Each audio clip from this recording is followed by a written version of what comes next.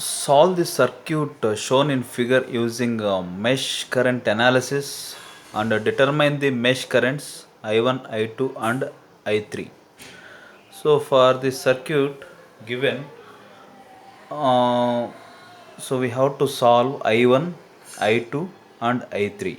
So here in this circuit there are three resistors, 2 ohms, 4 ohms and 6 ohms, and there are three voltage sources, 12 volts, 2 volts and 10 volt independent sources and a 2 amperes independent source. And also we have to solve, determine the power supplied or absorbed by the 10 volt voltage source. So here we have to find uh, power delivered or absorbed, supplied or absorbed by this 10 volt source. So here, let us try to get let us try to answer first question. So that is finding currents I1, I2 and I3. So redrawing the circuit. So if you redraw the circuit, you get like this, and assign signs. So plus minus. So for passive elements, so I1 current is entering at positive polarity and leaving at negative terminal, and for I2 current is entering at positive terminal leaving at negative terminal, and plus minus, so with respect to I2, and similarly with respect to I3, plus and minus. So we can safely apply KVL for loop 2. So let us take this as a loop 1, this as loop 2 and this as loop 3. So if you write KVL in loop 2, so we get plus 2 I2 minus 2 plus 6 I2 minus I3 plus 4 I2 minus I1. So that is KVL in loop 2. So KVL in loop 2 is 2 I2 minus 2 plus 6 I2 minus I3 plus 4 I2 minus I1 equal to 0. So if we rearrange the terms, we get minus 4 I1 plus 12 I2 minus 6 I3 is 2. So you can cancel the coefficients with the 2. So 2 I1 plus 6 I2 minus 3 I3 equal to 1. And here if you observe this branch, so I1 is flowing from this node to this node and I3 is flowing from this node to this node. So resultant current is 2 amperes in this branch.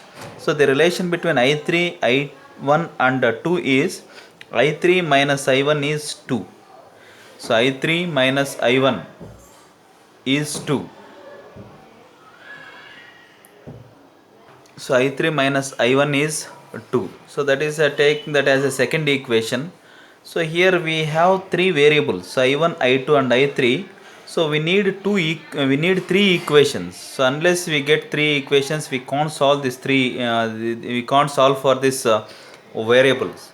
So to get that third variable, so we are going with the super mesh analysis, because in mesh analysis technique, if there is a ideal current sources, so at that time we have to go with the super mesh analysis. So super mesh analysis means deactivating that ideal current source. So deactivating means making that value 0.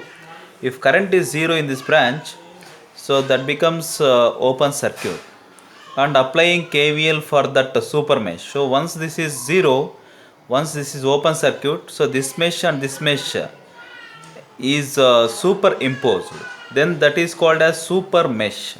So if you apply that condition, so that is when current is 0, so it is open circuit and this is now super mesh. So to get the third variable or third equation, so we are going with the super mesh analysis. Now applying KVL in this super mesh, so we get minus 12 plus 4 I1 minus I2 plus 4 I1 minus I2 plus 6 I3 minus I2 plus 10 is 0. So that is the KVL equation in super mesh.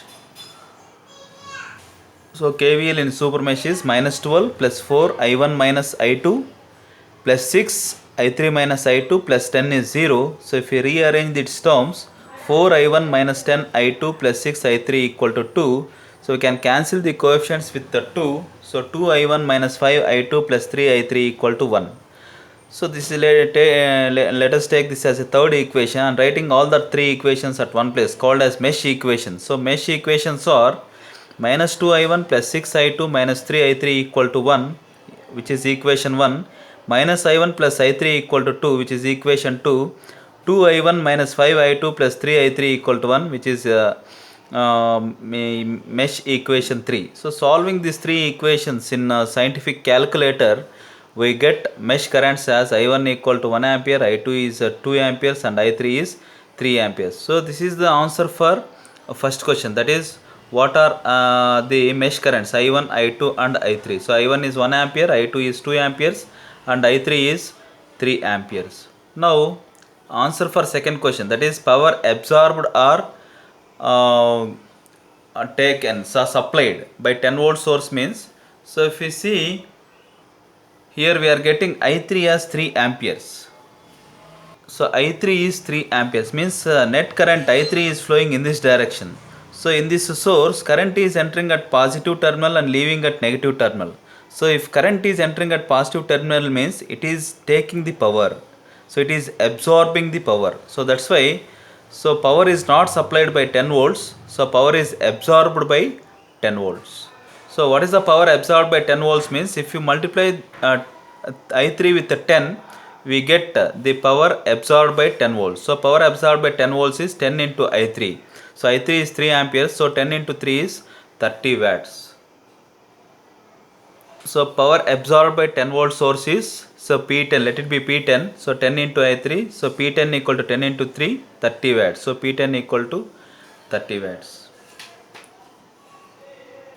So I have taken this question from IIT Kharagpur tutorial problem.